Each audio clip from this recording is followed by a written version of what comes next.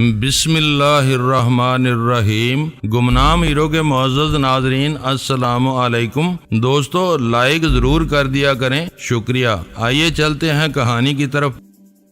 وہ اس کی ذاتی بات تھی، شاید میں نے تمہیں بتا دیا تھا کہ اب بات اس سے بہت آگے نکل چکی ہے۔ امریکی باضابطہ طور پر کرنل داور کا سروس پروفائل مانگ چکے ہیں۔ اس بارے میں یاد دہانی بھی کرائی گئی ہے، مگر اعلیٰ سطح پر معذرت کر لی گئی ہے۔ میرے بس میں ہوتا تو میں اس ایڈونچر سے ضرور لطف اندوز ہوتی۔ دشمن کے دہانے میں بیٹھ کر اس کی شہرک کاٹنے کا تجربہ میرے لیے انوکھا ثابت ہوتا۔ اس مرتبہ ڈینی کے بجائے تم اجلاس میں چلی جاؤ۔ سلطان شاہ نے طنز یا لہجے میں اسے مشورہ دیا۔ وہ تمہاری بے مغز باتوں پر شاید کان بھی نہیں دھریں گے۔ انہیں کرنل داور کی شخصیت نہیں ذہانت پسند آئی ہے۔ جب دو بڑے بات کر رہے ہوں تو بیچ میں بولا نہیں کرتے، خاموشی سے سنتے ہیں۔ ویرا نے اتنی سنجیدگی سے کہا کہ جیسے وہ واقعی کسی بچے کو سمجھا رہی ہو۔ جلال بے ساختہ ہنس پڑا۔ دوسروں نے بھی اس کا ساتھ دیا۔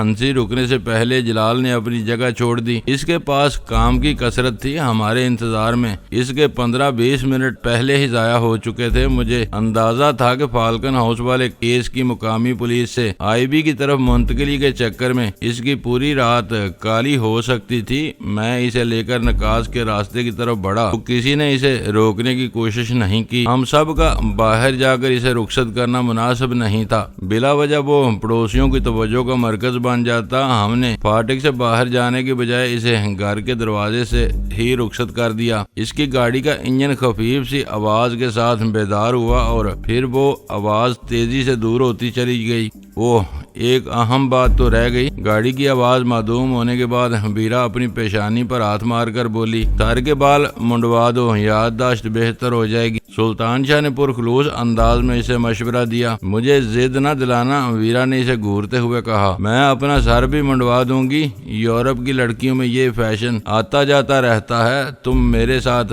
چلنے میں تماشا بن کر رہ جاؤ گے۔ اپنی تصحیح کر لو۔ اپنی عمر اور تجربے کی بنا پر اب تم لڑکی نہیں رہی ہو، خاتون بن چکی ہو۔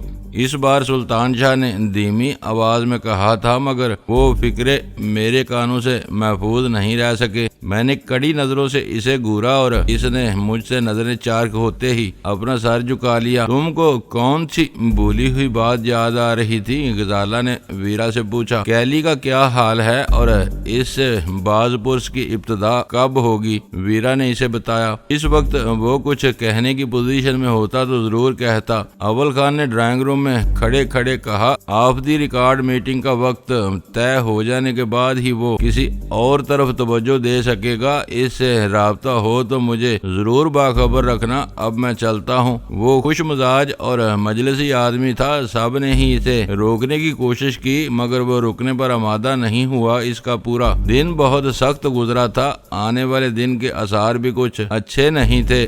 ہم نے جلال کے بعد اسے بھی رخصت کر دیا۔ جلال کی لائی ہوئی خبریں بہت اہم اور امید افزا تھیں۔ ان پر کسی پیش رفت کے لیے اگلے دن کا انتظار ضروری تھا۔ اسے اور جلال کو رخصت کرنے کے بعد میرا ذہن ایک مرتبہ پھر جہانگیر کی طرف بھٹک گیا۔ اگر گھر پر جلال ہمارا منتظر نہ ہوتا تو میں اسی وقت جہانگیر کے گھر جا کر اسے آتش زنی کی بری خبر سنانے کا ارادہ کر چکا تھا، لیکن تاخیر ہو جانے کے باعث میں تذبذب کا شکار ہو گیا۔ جہانگیر ان دنوں بسیار نوشی کی جس بری عادت میں مبتلا ہو چکا تھا، اس کے پیش نظر غالب امکان یہ تھا کہ وہ اپنے کمرے میں مدہوش پڑا سلمہ کا کھلونا بنا ہوا ہو۔ بس ایک موہوم سی امید یہ کی جا سکتی تھی کہ سلمہ کے ماموں چودھری عظمت کے ہیروئن کیس میں پکڑے جانے کے بعد جہانگیر کے دل میں رچا ہوا مجرمانہ احساس کمتری ختم ہو گیا تھا۔ سلمہ کے نام نہاد معزز گرانے کی مالی آسودگی کا راز کھلتے ہی جہانگیر اور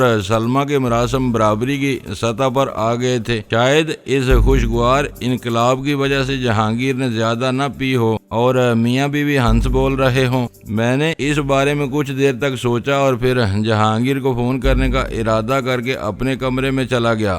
دوسری گھنٹی پر سلمہ نے میری کال وصول کی اور میری آواز سنتے ہی فون پر چہکنے لگی۔ آج کل اٹھتے بیٹھتے میرے دل سے تمہارے لیے دعائیں نکلتی ہیں۔ تم نے ان کو گھر میں محدود کر کے میرے اوپر بہت بڑا احسان کیا ہے۔ 2-3 دن میں یہ بالکل ہی بدل گئے ہیں۔ اتنی تعریفیں نہ کرو کہ میرا دماغ خراب ہو جائے۔ ذرا جہانگیر سے میری بات کرا دو، وہ کہاں ہے؟ میں نے کسی خوش دلی کا مظاہرہ کرنے کے بجائے اپنے لہجے میں گہری سنجیدگی برقرار رکھی۔ میری خواہش تھی کہ میری زبان کھولنے سے پہلے وہ اندازہ لگا لے کہ میرے پاس اسے یا جہانگیر کو سنانے کے لیے کوئی اچھی خبر نہیں تھی۔ میری توقع پوری ہوئی۔ میرے کانوں میں سلمہ کی چونکی ہوئی آواز گونجی، کیا بات ہے؟ تمہاری آواز سے سنجیدگی بلکہ اداسی جھلک رہی ہے۔ کیا آج کسی سے لڑ کر آئے ہو؟ بس کچھ ایسا ہی سمجھ لو، میں نے اسے مبہم سا جواب دیا۔ ہر روز آدمی کے ستارے یاوری نہیں کرتے۔ تم نے جہانگیر کے بارے میں کچھ نہیں بتایا؟ وہ ڈرائنگ روم میں ٹیلی ویژن کے سامنے پاؤں پسارے بیٹھے ہیں، میں انہیں ابھی بلاتی ہوں۔ پہلے تم مجھے بتاؤ کہ کیا ہوا ہے؟ آج کل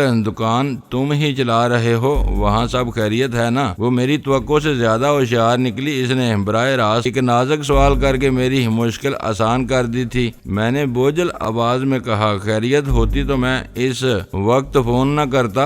وقت برباد کرنے کے بجائے جہانگیر کو بلا دو، وہ میری بات آسانی سے سمجھ سکے گا۔ توبہ ہے میری، کبھی کبھی تم دونوں ایسی الجھی ہوئی باتیں کرتے ہو کہ کچھ سمجھ میں نہیں آتا۔ تم ہولڈ کرو، میں انہیں بلاتی ہوں۔ میں ریسیور کان سے لگائے جہانگیر کی آواز کا منتظر تھا کہ غزالہ نے کمرے میں داخل ہو کر دروازہ اندر سے بلٹ کر لیا۔ میں نے سمجھ لیا کہ وہ ان دونوں کو شب بخیر کہہ کر اپنے کمرے میں آئی تھی۔ میں کسی کی مداخلت کے خوف کے بغیر فون پر بات کر سکتا تھا۔ جہانگیر کو خبر کرنی ضروری ہے۔ غزالہ کی آنکھوں میں پوچھے جانے والے سوال کے جواب میں نے ریسیور پر ہاتھ رکھے بغیر کہا، سلمہ اسے بلانے گئی ہے۔ اس وقت وہ اپنی دنیا میں مگن ہوگا، آپ کی کوئی بات اس کی سمجھ میں نہیں آئے گی۔ غزالہ یہ کہتی ہوئی باتھ روم میں چلی گئی۔ اسی لمحے جہانگیر فون پر آ گیا۔ تم کہاں ہو؟ میں شام سے تمہارے فون کا انتظار کر رہا تھا۔ سلمہ بتا رہی ہے کہ اس وقت تم پریشان ہو، تمہاری بیوی پیٹ کی بہت ہلکی ہے۔ میں نے مصنوعی ناراضگی سے کہا، اس نے ذرا سی دیر میں تمہارے کان بھر دیے۔ کان نہیں بھرے، اس نے جو محسوس کیا مجھے بتا دیا۔ آج کل ہم دونوں کے تعلقات بہت اچھے ہو گئے ہیں۔ اس کی دبی دبی آواز آئی۔ میں نے شاید تم سے پہلے بھی کہا تھا اور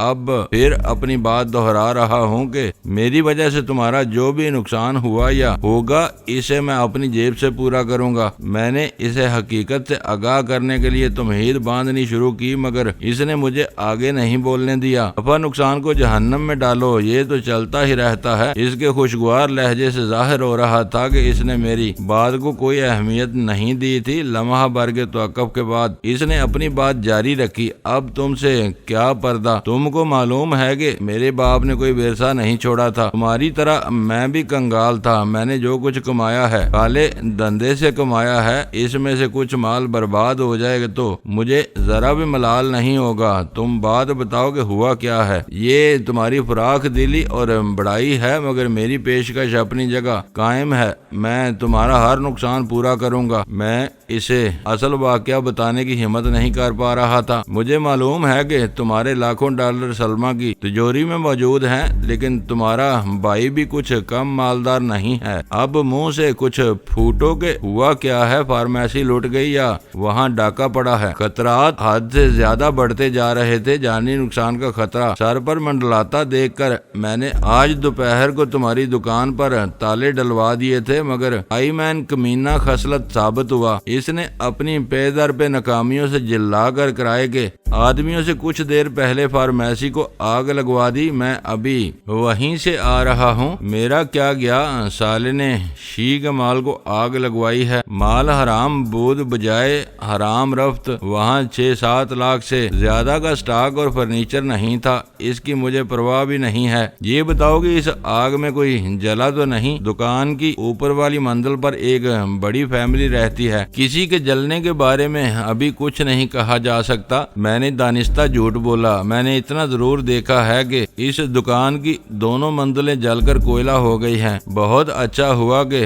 تم نے مجھے بتا دیا، اب بے فکر ہو کر سو جاؤ، میں بھی سکھ کی نیند سوؤں گا۔ جب سے فارمیسی شروع کی تھی روپوں اور پیسوں کے خواب آنے شروع ہو گئے تھے۔ میں منیر اور قمر کو کل ہی 2-4 مہینوں کی تنخواہیں دے دوں گا۔ جب مالک جائیداد دکان بنوا دے گا تو سوچوں گا کہ کیا کرنا ہے۔ میرے لیے جہانگیر کی وہ دریا دلی حیران کن تھی، میں نے کبھی بھول کر بھی نہیں سوچا تھا کہ وہ اتنے کھلے دل کا مالک ہوگا۔ اس سے میری دوستی بہت پرانی اور گہری تھی، لیکن اس سے ذاتی طور پر کبھی مالی لین دین کی ضرورت پیش نہیں آئی تھی۔ دوسری بات یہ تھی کہ اسے اپنے اثاثوں پر کوئی گمانڈ نہیں تھا، اس نے کسی آر کے بغیر اپنی آمدنی کے ذرائع کا کھلا اعتراف کر لیا تھا۔ میرے لیے اس اعتراف کی بس اتنی اہمیت تھی کہ اس نے میرے سامنے کوئی برم رکھنے کی کوشش نہیں کی تھی، اپنی زبان سے وہ بات دہرا دی تھی جو پہلے سے میرے علم میں تھی۔ مجھے ڈر تھا کہ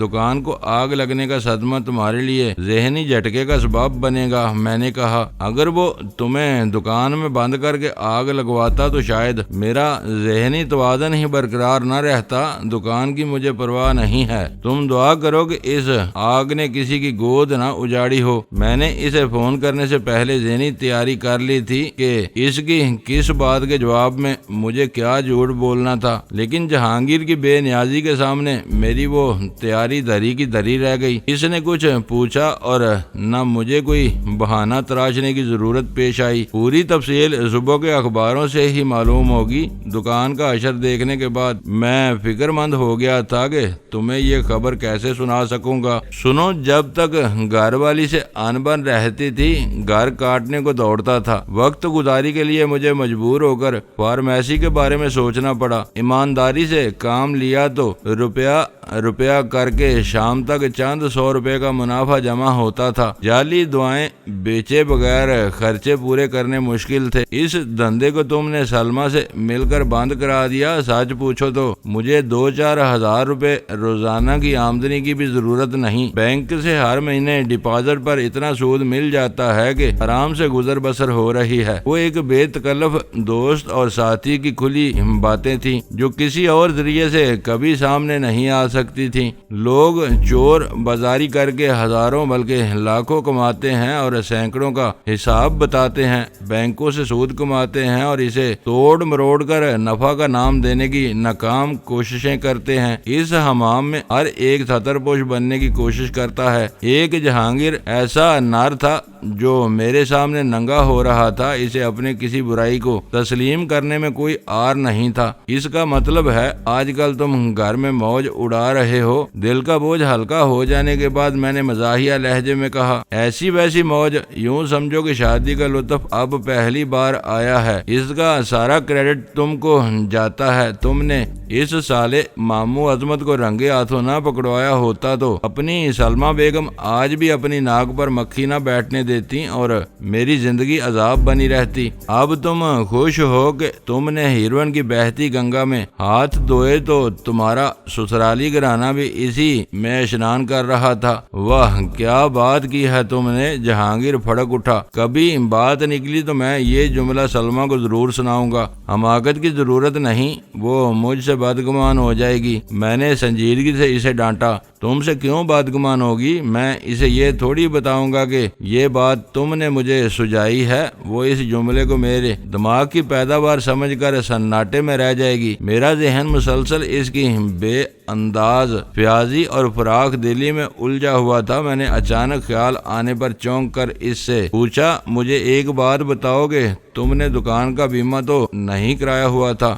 بڑی بڑی پارٹیوں کے سوا کوئی انشورنس نہیں کراتا، یا پھر وہ لوگ مجبور ہو جاتے ہیں جو اپنے سٹاک وغیرہ پر بینکوں سے قرضہ لیتے ہیں۔ میرا شروع سے ایمانداری سے کام کرنے کا ارادہ تھا، اس لیے میں نے یہ فالتو خرچ نہیں پالا تھا۔ تمہیں اچانک یہ خیال کیوں آ گیا؟ ایسے ہی پوچھ لیا۔ بیمہ ہوتا تو تمہارا نقصان بڑی حد تک پورا ہو سکتا تھا۔ لعنت بھیجو اس نقصان پر، میں دوستی کی خاطر اس سے بڑا نقصان برداشت کر سکتا ہوں۔ کہیں تم یہ تو نہیں سوچ رہے کہ میں بیمے کی وجہ سے دکان کی طرف سے بے فکر ہوں؟ وہ بالکل ہی بے مغز نہیں تھا، اس نے میرے دل کی بات پکڑ لی تھی۔ میں نے زبردستی ہنستے ہوئے کہا، ایسی کوئی بات نہیں تھی، ویسے بھی تمہارا نقصان دوستی کی خاطر نہیں دشمنی کی وجہ سے ہوا ہے۔ آئی مین قابو سے باہر ہوا جا رہا ہے۔ میں یہ سوچ رہا ہوں کہ تم نے بر وقت مجھے دکان سے نہ ہٹایا ہوتا تو کیا ہوتا؟ وہ بہت آسانی سے تمہیں اپنے چنگل میں لے لیتا۔ وہ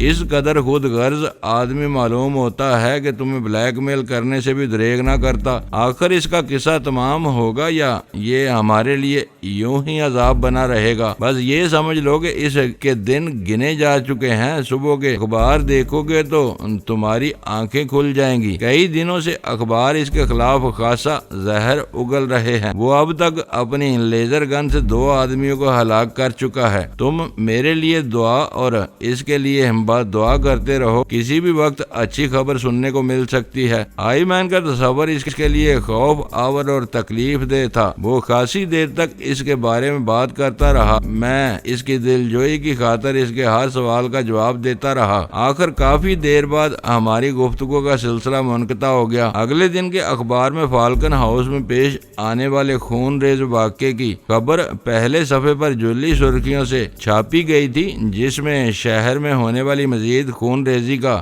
ذمہ دار پر اسرار آئی مین کو ٹھہراتے ہوئے 3 امریکیوں کی ہلاکت کو نمایاں انداز میں اچھالا گیا تھا۔ وہ خبر میرے لیے دلچسپی کا مرکز تھی۔ میں نے ابتدا سے آخر تک پوری تفصیل پڑھ ڈالی۔ اخباری اطلاعات میں 3 تبدیلیاں بہت نمایاں تھیں۔ ایس ٹی ایف کے کردار کو پولیس سے بدل دیا گیا تھا۔ تینوں مقتولین کے نام اور شناخت کے اظہار سے یکسر انگریز کرتے ہوئے انہیں 3 نامعلوم غیر ملکی قرار دیا گیا تھا۔ سیاہ فام غیر ملکی کی لیزر گن سے ہلاکت کو آئی مین کے ساتھ تھوپ دیا گیا تھا۔ اخبار میں سب کچھ وہی تھا جو میں چاہتا تھا۔ مرنے والے تینوں افراد کی شناخت چھپنے والی نہیں تھی۔ ان میں سے کسی نے مرنے والے کی تحویل سے کوئی ایسا کاغذ برآمد نہیں ہوا تھا جس سے اس کی شناخت پر روشنی پڑتی، اس لیے ان کے ناموں کی اشاعت التوا میں ڈال دی گئی تھی۔ یہ بات یقینی تھی کہ دن طلوع ہونے کے بعد امریکی حکام اپنے اثر و رسوخ سے کام لیتے ہوئے سرکاری ہسپتال کے مردہ خانے پہنچتے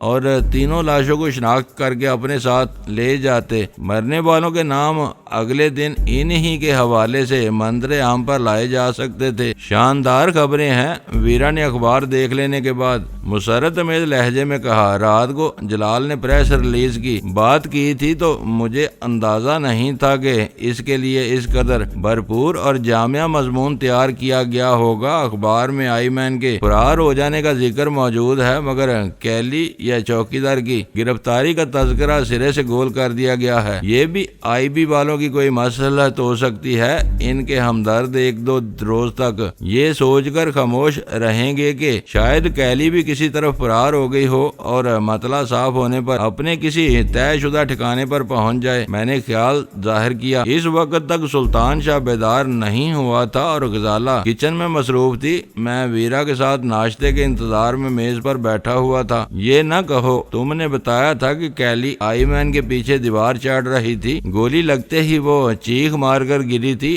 آئی مین کو اندازہ ہو گیا ہوگا کہ زخمی ہو جانے کے بعد وہ فرار میں اس کا ساتھ نہیں دے سکے گی۔ آئی مین نے اپنے ہمدردوں کو یہ بات بھی بتا دی ہوگی۔ ضرور بتائی ہوگی، میں نے اعتراف کیا، مگر وہ بدحواسی کے عالم میں تیزی سے فرار ہوا تھا۔ اسے یہ خوش فہمی ہو سکتی ہے کہ شاید کیلی زخم کھانے کے بعد کسی اور سمت میں فرار ہو گئی ہو، یہ محض میرا اندازہ ہے، ورنہ گرفتاریوں کا ذکر گول کرنے کا اصل مقصد پریس ریلیز تیار کرنے والے ہی جانتے ہیں۔ اب تم راہ پر آئے ہو، پہلے اس طرح بات کر رہے تھے جیسے ان دونوں نے تم سے مشورہ کر کے فرار کا منصوبہ بنایا ہو۔ ویرا نے ہنستے ہوئے کہا۔ اب دیکھنا ہے کہ جلال کا فون کب آتا ہے، میں نے دھیرے سے کہا۔ ناشتے کے دوران میں اس موضوع پر غزالہ سے بھی سیر حاصل تبادلہ خیال ہوا۔ اس کی نپی تلی رائے تھی کہ اس مرحلے پر محدود خبروں خبروں کا جاری ہونا ہی سب سے بہتر تھا، تاکہ ہمارے حریف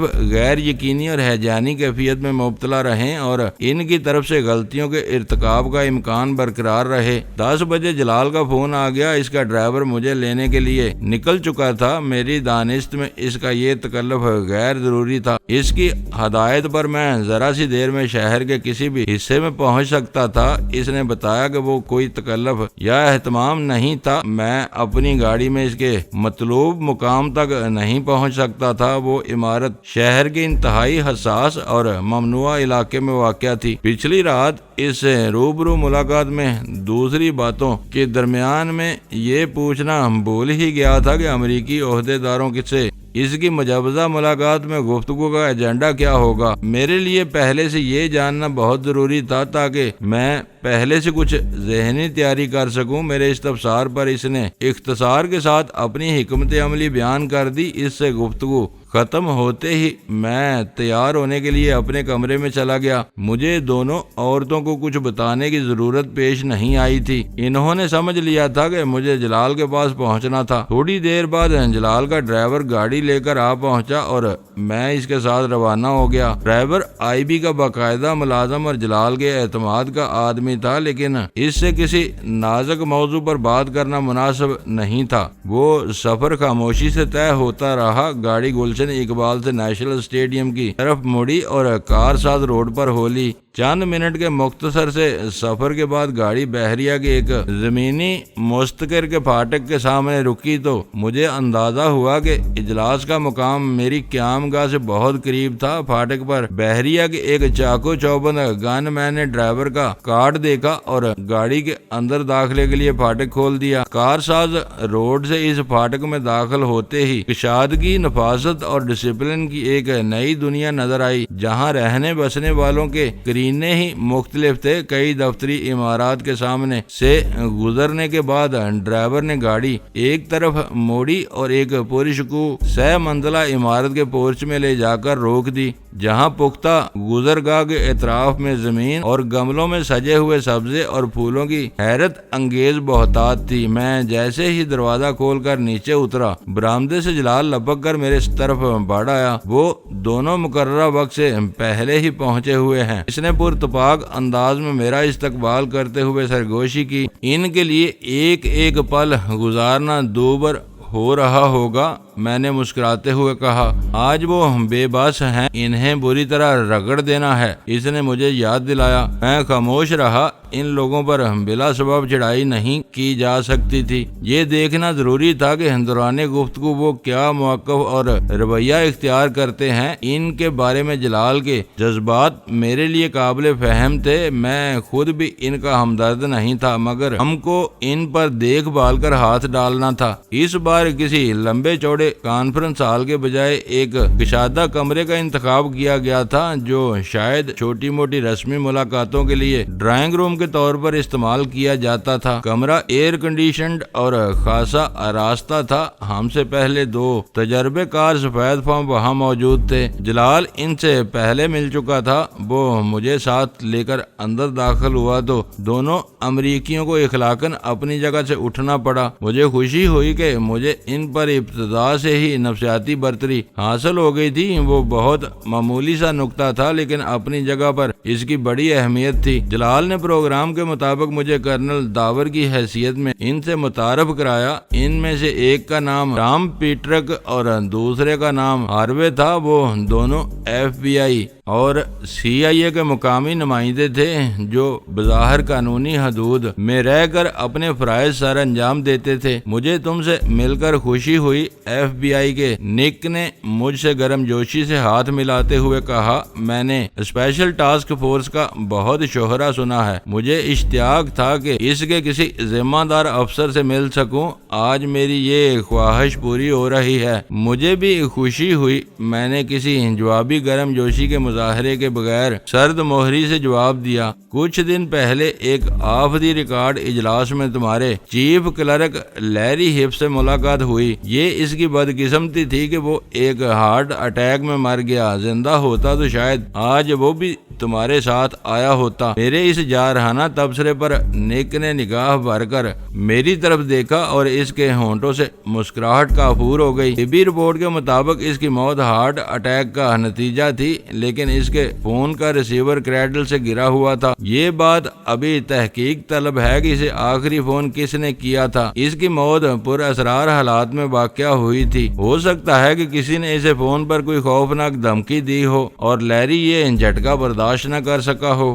باتیں کرتے ہوئے ہم اپنی اپنی جگہ پر بیٹھ چکے تھے۔ میرا خیال تھا کہ لیری ہپ کی موت قصہ پرینہ بن چکی تھی، لیکن اس کے ساتھیوں کے سینوں میں وہ زخم ہرا تھا۔ وہ اتنے بے وقوف نہیں تھے جتنے سمجھے جاتے تھے۔ نک نے کچھ معلوم نہ ہونے کے باوجود لیری کی موت کے بالکل صحیح سبب کی نشاندہی کی تھی۔ میں تمہاری اس رائے سے متفق نہیں ہوں، جلال نے گفتگو میں حصہ لیتے ہوئے نک سے کہا۔ کسی سیکرٹ سروس میں کام کرنے والا اتنا بزدل نہیں ہو سکتا کہ فون پر دھمکی ملتے ہی تڑپ کر لوٹ لگائے اور اپنی جان دے دے۔ لیری فطری موت مرا تھا۔ جلال کے اس بے رحمانہ تبصرے پر میرا دل باغ باغ ہو گیا۔ اصل گفتگو کا آغاز نہیں ہوا تھا اور نک دباؤ میں آ چکا تھا۔ تم مبالغے سے کام لے رہے ہو، نک سٹ پٹا کر رہ گیا۔ ٹام نے اس کی مدد کے لیے بات سنبھالنے کی کوشش میں جلال سے کہا، اس کی موت اتنی ڈرامائی اور حد تک امیز بھی نہیں رہی ہوگی۔ یہ بات یقینی ہے کہ اس کی موت کا آخری فون سے کوئی نہ کوئی گہرا تعلق تھا۔ ہم بہت جلد اس کا کھوج لگا لیں گے۔ میری دعائیں تمہارے ساتھ ہیں۔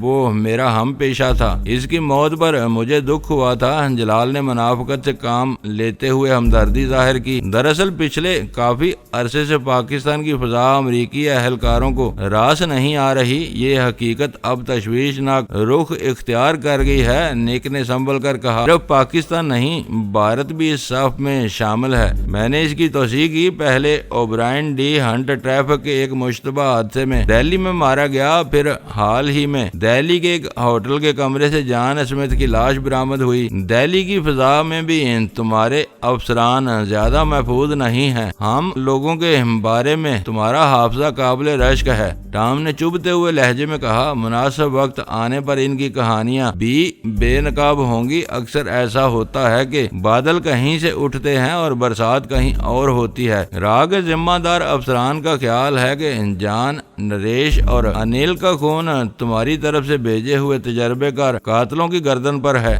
پاکستان اور بھارت میں روزے اول سے روایتی دشمنی چلی آ رہی ہے۔ وہ ایسے گمراہ کن اشارے دے سکتے ہیں۔ جلال بولا، ان کے یہاں کسی اہم آدمی کو چھینک بھی آتی ہے تو وہ پاکستان پر شبہ کرنے لگتے ہیں۔ وہ لوگ پاکستان فوبیا کا شکار ہو چکے ہیں۔ یہ متنازع موضوعات ہیں، نک نے خشک لہجے میں کہا۔ ہم ان میں الجھ گئے تو وقت برباد ہوگا۔ آج کے اس اجلاس کا ایجنڈا کیا ہے؟ آج کے لیے فالکن ہاؤس کے سوا اور کیا ایجنڈا ہو سکتا ہے؟ جلال نے سنجیدگی سے کہا، وہاں جو کچھ ہوا وہ بہت تباہ کن ثابت ہو سکتا ہے۔ واشنگٹن میں ٹام نے بات شروع کی، مگر میں نے ترشی سے اس کی بات کاٹ دی۔ کیا تم کوئی دھمکی دینے کی کوشش کر رہے ہو؟ یہ دھمکی نہیں، حالات کا بیان ہے۔ ٹام کا لہجہ یکا یک نرم پڑ گیا۔ تم مجھ سے اتفاق کرو گے کہ امریکہ اور پاکستان کے درمیان سرکاری سطح پر مفاہمت اور دوستی کی سازگار فضا پائی جاتی ہے۔ ایسے واقعات سے یہ فضا مجروح ہو سکتی ہے۔ مائی ڈیئر ٹام، سوال یہ پیدا ہوتا ہے کہ ایسے واقعات